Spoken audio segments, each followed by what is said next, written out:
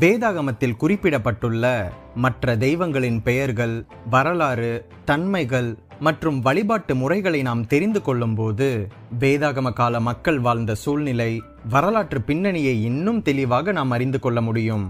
இந்த அந்நிய தெய்வங்களுக்கும் பழைய ஏற்பாட்டு இஸ்ரேல் மக்களுக்கும் என்ன சம்பந்தம்? அந்த வகையில் எசேக்கியேல் 8:12-15 குறிப்பிடப்பட்டுள்ள தம்மூஸ் என்கிற அந்நிய தெய்வம் பற்றியும், கர்த்தருடைய பரிசுத்த ஆலயத்தில் இந்த தம்மூஸ் தெய்வத்திற்காக அழுது கொண்டு உட்கார்ந்திருந்த யூத ஸ்திரீகள் பற்றி விரிவாக பார்க்கலாம். நம் பைபிள் விஸ்டம் தமிழ் சேனலை முதன்முறையாக பார்க்கிறீர்கள் என்றால் சப்ஸ்கிரைப் செய்து பெல் பட்டனை பிரஸ் செய்து கொள்ளுங்கள். எசேக்கியேல் தீர்க்கதரிசி பாபிலோன் தேசத்தில் சிறைப்பட்டு இருக்கும்போது தரிசனத்தில் எருசலேமுக்கு கொண்டு செல்லப்பட்டார். இந்த தரிசனத்தை காணும் காலம் கிமு 599 ஆகஸ்ட் மாதம். இவர் அழைப்பு பெற்றதற்கு பின்பு 14 மாதங்கள் கழித்து இந்த தரிசனம் நிகழ்ந்தது. அப்பொழுது இவர் பாபிலோனில் தெலாப்பீப் என்கிற இடத்தில் இருந்தார். இவருடைய உடல் அங்கு இருக்கும்போது ஆவியில் எருசலேமின் காட்சிகளை காண்கின்றார்.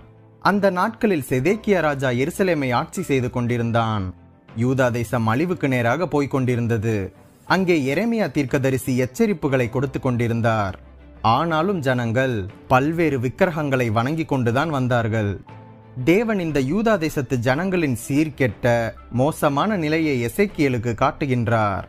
தேவன் காட்டியபடி யூதா ஜனங்கள் தேவனுக்கு எரிச்சல் உண்டாக்கிய அஸ்தரோத் பெண் தெய்வத்தின் விக்கிரகம், ஊரும் பிராணிகளின் சிலைகள், சூரியன் போன்றவற்றை தெய்வமாக வணங்கி விக்கிரக ஆராதனைகளை செய்து வந்தார்கள். யூதாவின் பெண்களும் ஜீவனுள்ள தேவனுடைய பரிசுத்த ஆலயத்தில் தம்மூஸ் என்கிற விக்கிரக தெய்வத்திற்காக அழுது கொண்டு உட்கார்ந்திருந்தனர். யார் இந்த தம்மூஸ் என்று விரிவாக முதலில் பார்ப்போம். நோவாவின் மகனாகிய சபிக்கப்பட்ட காமின் குமாரன் தான் நிம்ரோத்.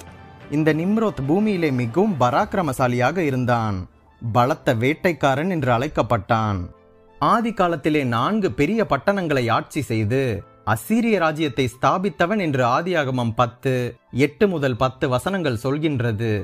சரித்திரம் இவனுடைய மனைவியின் பெயர் செமிராமிஸ் என்கின்றது. இந்த செமிராமிஸ் சாத்தானினால் நிரப்பப்பட்டு மிகவும் கொடியவளாக இருந்தாள். தனது முதல் மகன் தம்மூஸை உலக இரட்சகராக மக்களுக்கு அறிமுகப்படுத்தினாள். இதைத் தொடர்ந்து இந்த செமிராமிஸையும் தம்மூஸையும் சேர்த்து, அதாவது தாயையும் மகனையும் வழிபாடும் கலாச்சாரம் இந்த உலகத்தில் தோன்றியது. இப்படி தாயையும் கூடவே அவளது மகனையும் வழிபடும் பழக்கம் உலகம் முழுவதும் இந்த சமயத்தில்தான் பரவியது. இந்த தம்மூஸ் இளமையும் வசீகர தோற்றமும் உள்ளவனாக இருந்தபடியினால் இஸ்தார் மற்றும் விண்மீன் என்று அழைக்கப்பட்ட தேவதை அஸ்தரோத் தம்மூஸ் மீது விருப்பப்பட்டு அவனுடன் உறவு கொண்டு திருமணம் செய்ததாக புராண கதைகள் உள்ளது. இந்த அஸ்தரோத் பற்றி வீடியோ டிஸ்கிரிப்ஷனில் உள்ளது, பின்னர் பார்த்து கொள்ளுங்கள். கடைசியில் ஒரு நாள் தம்மூஸ் வேட்டையாடி கொண்டிருக்கும் சமயத்தில் காட்டுப்பன்றியினால் கொல்லப்பட்டு மரித்து போனான். தம்மூஸ் மரித்ததினால் இஸ்தார் மிகவும் அழுததாகவும், பின்னர் அவள் மரணமடைந்தவர்களின் இருப்பிடத்திற்கே சென்று தம்மூஸை உயிர் பெற செய்ததாகவும் மூட நம்பிக்கைகள் அந்த காலத்தில் இருந்தது. ஆண்டுதோறும் தம்மூஸ் மரித்து உயிர்ப்பதாக இந்த மூட நம்பிக்கைகள் கூறுகின்றது. இந்த தம்மூஸ் பாதாள உலகின் கடவுளாக கருதப்பட்டான். தம்மூஸ் மரணமடைந்ததும் வறட்சி காலம் தொடங்குகிறது என்றும், அவன் உயிரடைந்ததும் வசந்த காலம் தொடங்குகிறது என்றும் கருதி வறட்சி காலத்தில் யூதாவில் உள்ள பெண்கள் தம்மூஸுக்காக அழுவதை வழக்கமாக கொண்டிருந்தனர். இப்படி அவனுக்காக துக்கம் கொண்டாடுவதால் அந்த தெய்வம் உயிர் பெற்று தங்களுக்கு குழந்தை பாக்கியம் தரும் என்று அந்த பெண்கள் நம்பினார்கள்.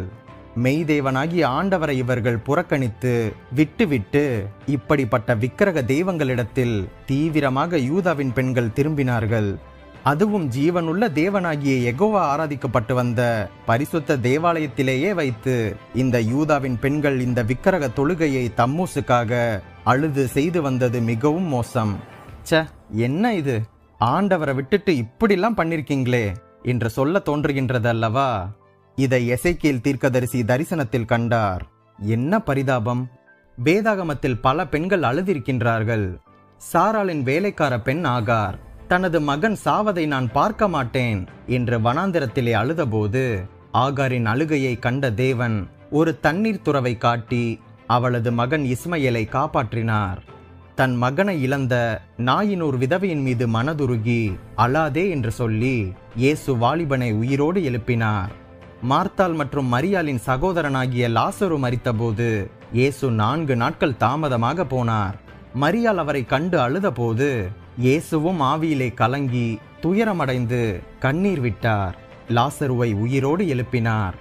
நமக்காக பாடுகள் பட்டு சிலுவையை சுமந்து கொண்டு இயேசு எருசலேம் வீதிகளில் நடந்து சென்றபோது அவருக்காக கண்ணீர் விட்டு அழுத எருசலேமின் குமாரத்திகளை பார்த்து எனக்காக அழ வேண்டாம் என்று கூறினார். இப்படி அழுத பெண்களுக்கு எல்லாம் தேவன் உதவி செய்தார். ஆனால் சில பெண்கள் இப்படி ஜீவனுள்ள தேவனை விட்டுவிட்டு போயும் போயும் ஒரு விக்கிரக தெய்வத்திற்காக பரிசுத்த தேவாலயத்திலேயே வைத்து இந்த யூத பெண்கள் அழுது அந்த அந்நிய தெய்வத்தை ஆராதித்தது மிகுந்த வேதனையையும் வருத்தத்தையும் அளிக்கின்றது. நமக்கே இப்படி வருத்தமாக இருந்தால் நம் தேவன் எவ்வளவு வேதனைப்பட்டிருப்பார் என்று யோசித்து பாருங்கள். இன்றைய நாட்களிலும் ஜீவனுள்ள தேவனாகிய கர்த்தரை ஆராதிக்க வேண்டிய மக்கள் ஜீவனற்ற விக்கிரகங்களை வணங்குவதும் பயனற்ற சிலைகளை வணங்குவதும் தேவன் படைத்த இயற்கையை வணங்குவதும் ஆராதிப்பதும் தேவனுக்கு வேதனையை தருகின்றது. இப்படி இந்த யூத பெண்கள் தம்மூசுக்காக அழுது கொண்டிருக்கிறதை பார்த்த எசேக்கியேல் தீர்க்கதரிசி ஜனங்களை கடிந்து கொண்டு தேவன் பக்கமாக மனம் திரும்ப அழைத்து கொண்டிருந்தார். ஆனால் இப்படி எச்சரிப்பின் செய்திகளை கேட்ட பின்பும் ஜனங்கள் தேவனிடம் மனம் திரும்பாமல் போனார்கள். ஆகவே எசேக்கியேல் தீர்க்கதரிசியின் தீர்க்க தரிசனத்தின்படியே வீழ்ச்சி ஏற்பட்டது. மக்கள் சிறைப்பிடிக்கப்பட்டனர்.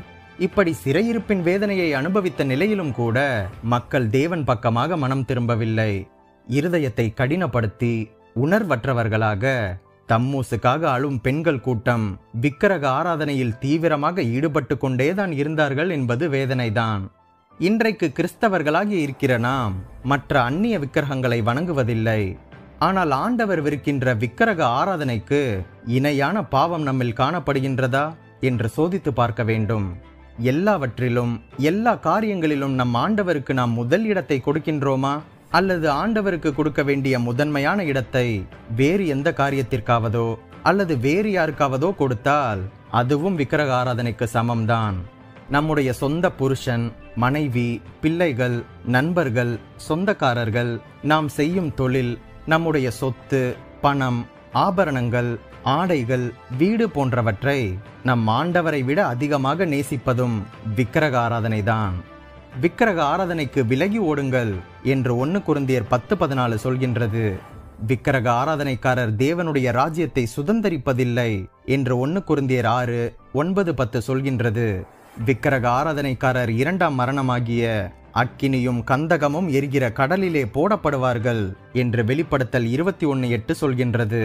ஆகவே நம்மை நாமே ஆராய்ந்து பார்த்து நமக்கும் தேவனுக்கும் இடையில் இருக்கும் விக்கிரகத்தை அகற்றி ஜீவனுள்ள தேவனையே ஆராதனை செய்து வாழவும் பரலோக ராஜ்யத்தை சுதந்திரித்துக் கொள்ளவும் கர்த்தர் நமக்கு உதவி செய்வாராக. நீங்கள் ஆசீர்வதிக்கப்பட்டவர்கள். நம் பைபிள் விஸ்டம் தமிழ் சேனலுக்கு உங்களால் முடிந்த உதவியை செய்யுங்கள். இந்த வீடியோவையும் நமது சேனலையும் உங்கள் கிறிஸ்தவ நண்பர்களுக்கு அறிமுகம் செய்யுங்கள். மேலும் பல வேதாகம தகவல்களையும் சத்தியத்தையும் அறிய நம் சேனல் பிளேலிஸ்ட் பக்கத்திற்கு சென்று மற்ற வீடியோக்களையும் பாருங்கள். மறுபடியுமாக சொல்கின்றேன், நீங்கள் ஆசீர்வதிக்கப்பட்டவர்கள்.